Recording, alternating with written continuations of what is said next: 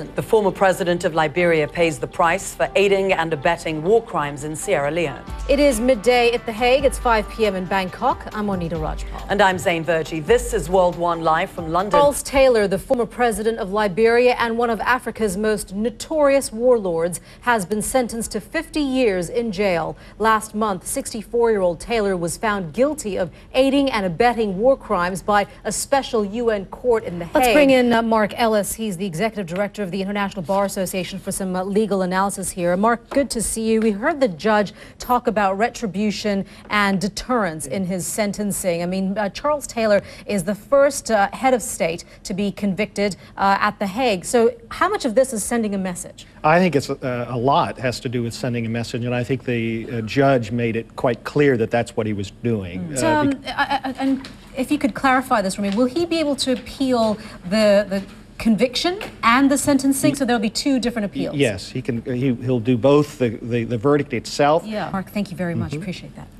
Fought all the way to Britain's highest court and lost. Julian Assange, the founder of the WikiLeaks website, has lost his appeal against a decision to extradite him to Sweden, but his lawyers aren't giving up. Internet whistleblower enraged Washington when he published a huge cache of classified diplomatic reports. Atika Schubert is outside the court where the judges delivered their judgment a short time ago. Atika, what happened there?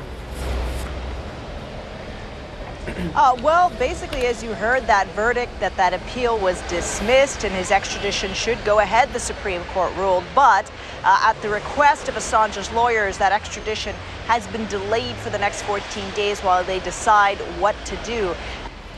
Yeah, lots of road closures and diversions here in London, obviously in light of what's going to be happening this weekend with the Jubilee. So no one is immune to that. But that said, I'm curious to know, this has been a very lengthy legal battle for Julian Assange. Who's paying for all of this? Well, that's a very good question. And what's interesting to note is that he's had a very big team of lawyers. Thank you very much for that. Atika Schubert there, live for us. We are bringing you a special CNN Freedom Project series. Now, arranged marriages take place in many cultures, but a small proportion of them are in fact forced marriages considered by the UN as a form of human rights abuse. In Afghanistan, it is illegal to marry a child under 16, but as Ara Damon reports, the law is difficult to enforce.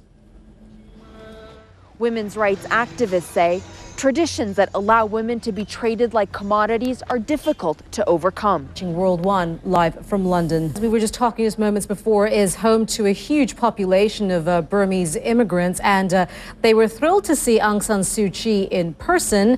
CNN's Andrew Stevens is live in Bangkok, where he witnessed all the excitement. Andrew.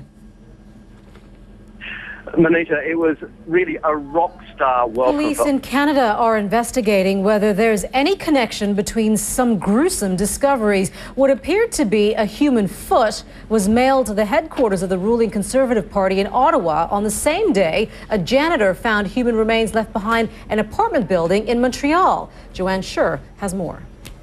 Police were called around 11:30 this morning to the office of the Conservative Party of Canada. There were stars in tennis is on her way home early from the French Open. Amanda Davis joins us now with the details. Mon Dieu!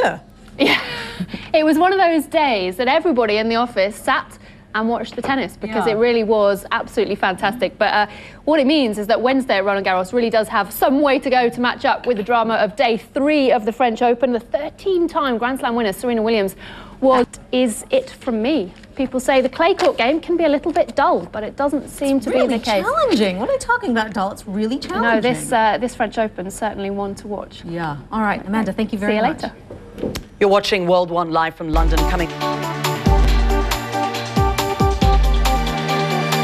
Let's take a look at what's trending on social media right now. At number 3, Julian Assange, the WikiLeaks founder, has lost his appeal, paving the way for his extradition to Sweden. The Twitter hashtag Assange is big here in the UK, where he has been in court. Assange is wanted for questioning in Sweden over alleged sex crimes, but has never been charged. At number 2, the Google Doodle of the day. Just love saying that. These always get a lot of attention online, and today is no different. It is a tribute to Peter Carl Fabergé. Fabergé, the famed Russian jeweler, on what would have been his 166th birthday. Fabergé is best known for his famous Easter eggs, you can see them there, which cost a lot of money, I should say, which are a centerpiece of the doodle. And at number 1, Mitt Romney's gaffe, the presumed Republican presidential nominee, launched an iPhone app on Tuesday. The only problem, there's a spelling error in it, and it's quite a crucial one.